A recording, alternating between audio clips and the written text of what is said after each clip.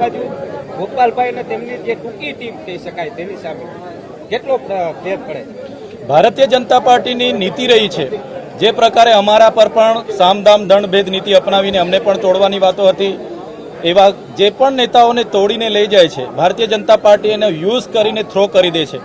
આજે તમે જવાહર ચાવડા હોય, હર્ષદ રીબડિયા એવા ગુજરાતના કેટલા એવા સારા નેતાઓ છે કે જે લોકસેવામાં માનનારા હતા છતાં ભારતીય જનતા પાર્ટી એમની કારકિર્દી ખતમ કરી છે. ત્યારે એની સામેની પણ આ એક મતદાન લોકોએ કર્યું છે.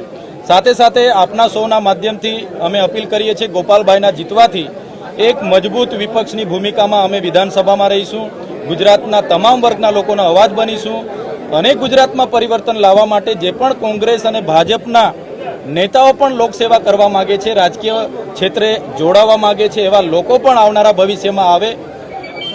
રાષ્ટ્રીય પાર્ટી આમ આદમી પાર્ટીમાં અમારી સાથે રહી તાલુકા જિલ્લા આવનારી વિધાનસભા સાથે રહી લડીશું અને આવનારા 27માં ગુજરાતમાં પરિવર્તન લાવવા માટે આપણે સૌ આગળ વધીશું.